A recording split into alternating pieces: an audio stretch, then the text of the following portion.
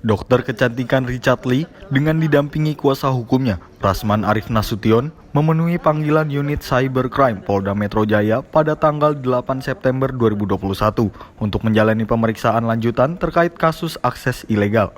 Dokter Richard Lee diperiksa oleh penyidik selama kurang lebih 2 jam dan dicecar dengan 10 pertanyaan. Dokter Lee mengungkapkan, dirinya merasa kecewa atas perlakuan hukum yang dialaminya berbeda dengan artis Kartika Putri.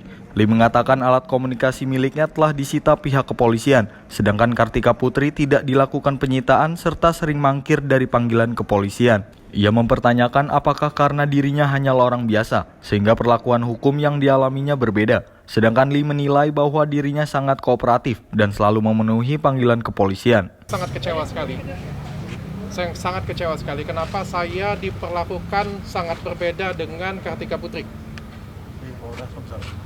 Kita semua tahu, semua orang tahu, kalian juga tahu bahwa Kartika Putri duluan yang menyinggung saya di YouTube beliau bahwa mengatakan saya tidak kompeten, saya mencampurkan, saya administrasi rumah sakit. Kita sama-sama laporin ke polisi nih. Beliau lapor ke Polda, saya juga lapor ke Polda. Lalu apa yang terjadi? Saya datang. Saya kooperatif, dipanggil polisi saya selalu datang. Handphone saya disita. Lalu kok punya Kartika Putri nggak disita YouTube-nya? Kok boleh Kartika Putri nggak datang berkali-kali? Saya sangat kecewa. Apakah karena saya ini cuma orang biasa? Apakah karena saya ini cuma dokter biasa? Sampai saya mendapatkan perlakuan berbeda seperti ini punya. Saya sangat kecewa sekali. Sedih saya. Kenapa? Saya berharap di Indonesia ini adalah negara yang benar-benar hukum, perlakuannya harusnya sama. Beliau melaporkan, saya juga melaporkan. Kok ada perbedaan seperti ini? Menanggapi pernyataan kliennya, Rasman menegaskan bahwa Dr. Richard Lee meminta keadilan terhadap proses hukum yang sedang berjalan. Dirinya mengatakan perlakuan hukum di Polda Sumatera Selatan sangat berbeda dengan Polda Metro Jaya dalam kasus ini. Ia mengatakan Polda Sumatera Selatan tidak melakukan pemanggilan terhadap Kartika Putri dengan alasan bahwa Kartika masih dalam tahap klarifikasi, serta memprotes sikap Kasubdit Polda Sumsel yang malah akan mendatangi Kartika Putri.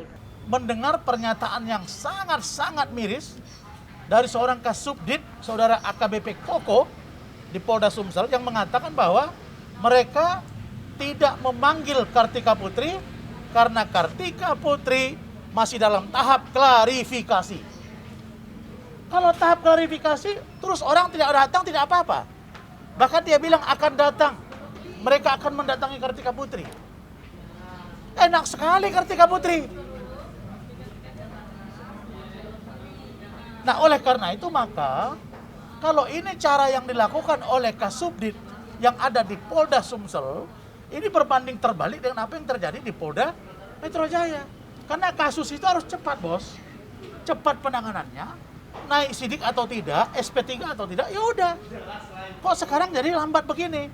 Dari Jakarta, Andi Rezaldi, Safira Raihani melaporkan untuk Sinpo TV.